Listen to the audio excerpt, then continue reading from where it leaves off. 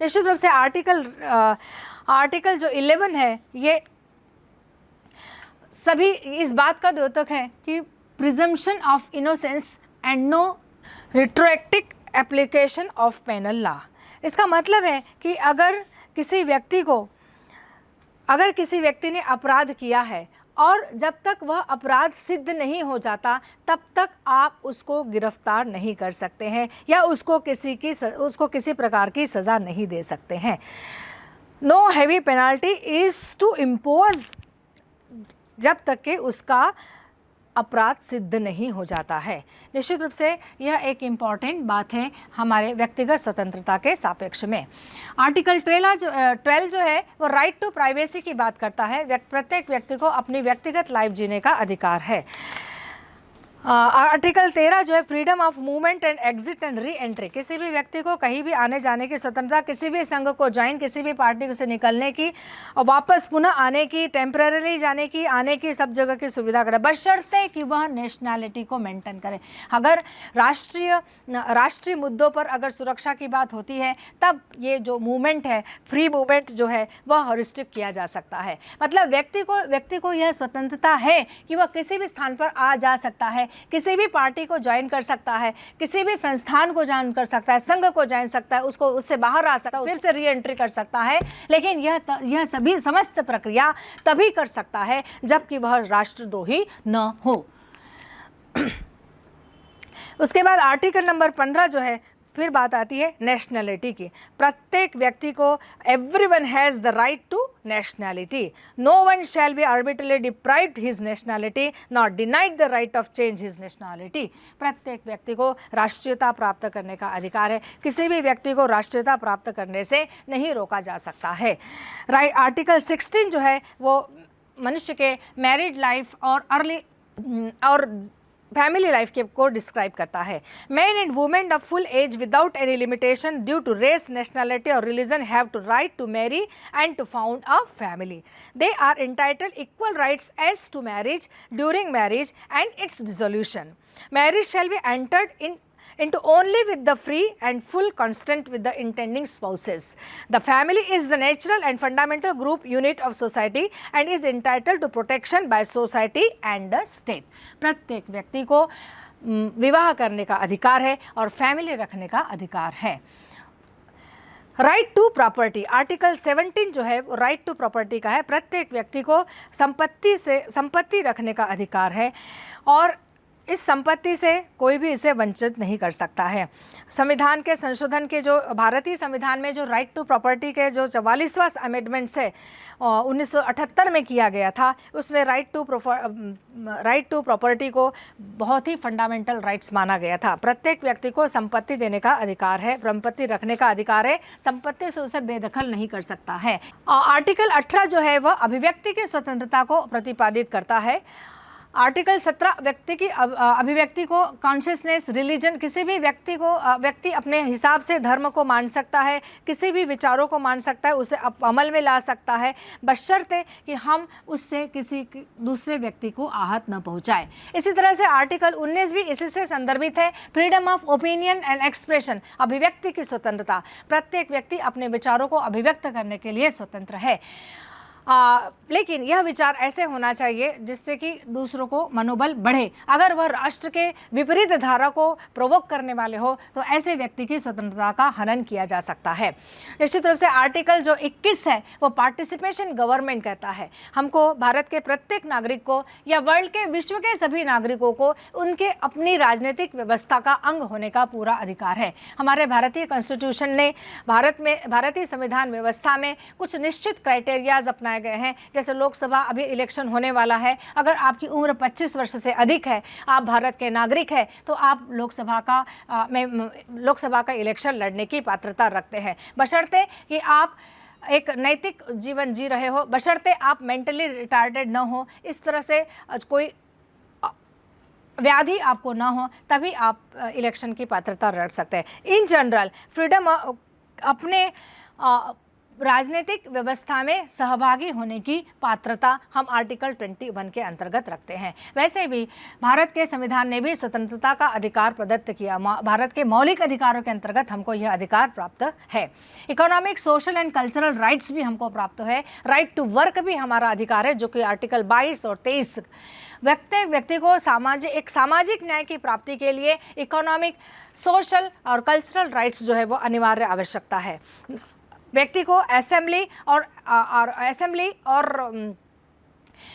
इस कार्य के लिए व्यक्ति चाहे तो कुछ भी कर सकता है, अपने काम को प्राप्त करने के लिए और किसी रोजगार को प्राप्त करने के लिए या मिनिमम इकोनॉमिक लाइफ को डील करने के लिए व्यक्ति को पूर्णतः अधिकार प्राप्त होता है और इसीलिए वह कार्य प्राप्त करने का भी अधिकार इसी के अंतर्गत है।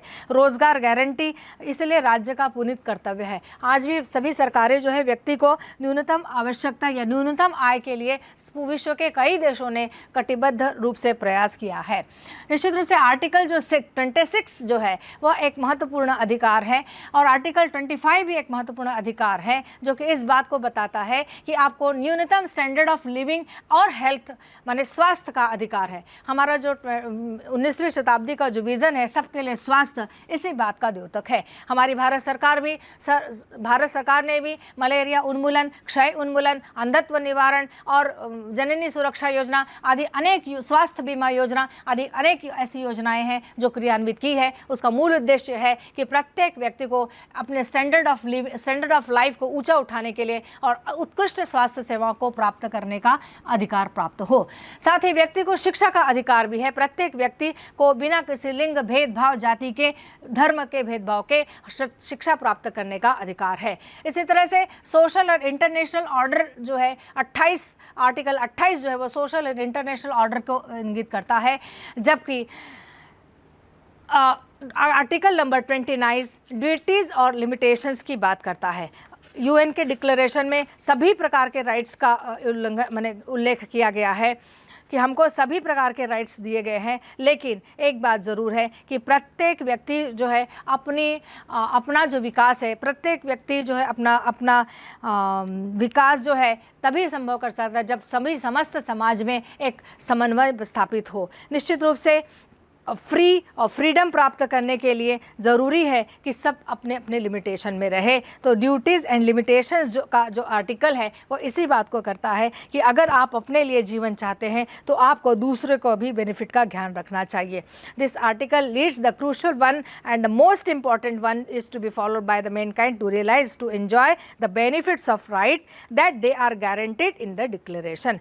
जो भी आर्टिकल में लिखा गया है उसको पूरी तरीके से अमल में लाया जाएगा और निश्चित रूप से ये जो आर्टिकल है हमको अपनी ड्यूटीज़ से भी अवगत कराता है कि अगर हम अपने लिए कुछ चाहते हैं तो हमारा भी सोसाइटी के प्रति, हमारा भी समाज के प्रति, हमारा भी विश्व संस्था के प्रति कुछ न कुछ नैतिक कर्तव्य होता है, उसको हमको निभाना चाहिए। क्योंकि एक तरफ अगर हम अधिकारों की बात करते हैं तो कर्तव्य उसके साथ ऑटोमेटिकली जुड़ जाते हैं, इसलिए कर्तव्यों की बात भी हमको करना ज़रूरी है।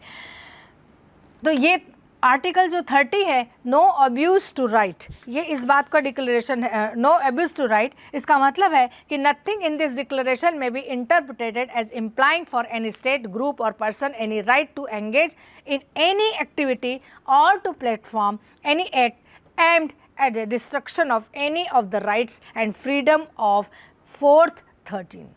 The last provision is the most important one compared to all other articles set from this declaration. From the picture, it is clear that if any individual or state either interpret the provisions for their own selfish interest, it means only destruction of the fundamental freedoms of the individual. अगर जितने भी प्रावधान विभिन्न articles में किए गए हैं और कोई राष्ट्र या कोई राज्य अपने हितों के लिए इन अधिकारों को अपने हिसाब से वर्णित करेगा तो यह पूर्णतः निंदनीय अधिकार होगा। इसीलिए ये डिक्लेरेशन जो है ये बहुत ही इम्पॉर्टेंट है, खास करके मानव के इतिहास में ये इम्पॉर्टेंट है। It is constitute as the basis for the adoption of number of declaration conventions on human rights। और इसीलिए विश्व के सभी देशों ने, लगभग 122 से भी ज़्यादा देशों ने इस कन्वेंशन को अपने लिया। जहाँ तक हम भारत की बात करें, भारत के संविधान में तो हुबेहूब इन ह्यूमन राइट्स को अपनाया गया है। भारत में जो फंडामेंटल राइट्स है वो फंडामेंटल राइट्स अपने आप में ह्यूमन राइट्स है। इसलिए ह्यूमन राइट्स जिसके खिलाफ हम न्याय में नहीं जा सकते हैं, लेकिन फिर भी भारत के संविधान में ये सभी जो ह्यूमन राइट्स है वो इस तरह से गुथे हुए हैं कि मनुष्य हमारे देश में अपने व्यक्तित्व का विकास, अपने सम्मान की रक्षा, अपने विकास के लिए जो चाहे वो कर सकता है, लेकिन संविधान के दायरे में रहकर। प्रश्न उठता है कि ये जो ह्यूमन राइट्स है, क्या इन ह्यूमन राइट्स के लिए कोई कानून है या कानून व्यवस्था है? International human rights law is an formal expression of human rights. Actually ये इंटरनेशनल ह्यूमन राइट लॉ जो है, यह एक प्रकार का इंटरनेशनल ह्यूमन राइट्स लॉ एक प्रकार का एक्सप्रेशन ऑफ ह्यूमन राइट्स है। A series of international human rights treaties and other instruments have emerged since 1945, conferring legal form the inherent human right, as the UNO provided an ideal forum for adoption and development of human rights instruments. Most of the states have also adopted constitution and other law which are protected basic human rights. International human rights law consists mainly treaties and customs as well as inter-allied declaration, guideline and principles. State responsibility from human rights, निश्चित रूप से state की responsibility भी है। It is a responsibility of the state to protect, promote and ensure the enjoyment of human rights. Mainly, human rights are owned by the state to all people within their territory, while certain human rights are owned by the state for the group of people in declaration of emergency by the state. State can take measures which limit or suspend from the enjoyment or certain rights. Such derogations are permitted only in the extent never involve discrimination based on race, color, sex, language, but some rights are never be suspended by the state, that right of freedom, freedom for torture and freedom for thought, conscience and religions. These are some rights that state cannot never be abolished. निश्चित रूप से अब हम बात करते हैं international humanitarian laws. What is humanitarian law? International humanitarian law is a body of principles and norms intended to limit human suffering in time of armed conflict and the prevent atrocities. It can be defined as a part of international law comprising international treaty and customary law, which seeks to protect persons who are not longer taking part in the hostilities and restrict the method and means of warfare between parties to conflict. The freedom for the contemporary humanitarian law was formulated in 1864 Geneva Convention. Then 1874, 1899, 1907, 1949, 1977 constitute milestones in the formulation of these laws. International human rights instruments. What is international human rights instruments? The international human rights instrument consists more than 100 treaties, declarations, guidelines, recommendations and principles which together set out the international human rights standards. Promotion and protection of human rights by United Nation. निश्चित रूप से इस lecture के अंत में हम थोड़ी सी चर्चा करें कि क्या यूनाइटेड नेशन ने इस डिक्लेरेशन के या ह्यूमन राइट्स को प्रमोशन के लिए या प्रोटेक्शन के लिए क्या क्या उपाय किए हैं या क्या क्या प्रावधान किए गए हैं। The prime responsibility for the promotion of human rights under the UN Charter rests in the General Assembly in the Economic and Social Council and its subsidiary bodies, the Council on Human Rights. The term protection of human rights, which means implementation and enforcement of action, does not find place in the UN Charter. When human right violation assumed massive dimensions, the General and other organs of the United Nations can take initiate discussion and action. Among the United States agencies, only the Security Council and the International Court of Justice can engage in enforcement action. Only they have a competence to pass the binding resolution or issues a binding judgment. Enforcement is thus an authoritative application of human rights. The United Nations in the past has been able to promote and protect human rights by certain ways, which are first, human right consciousness. The first and the most important role which is the United Nations has played is that it has made a people and states conscious about the human rights and fundamental freedoms. दूसरा, codification of the law on human rights. The United Nations has codified and different rights and freedoms by making treaties of all sections of people such as woman, child, worker, refugees, so many. United Nations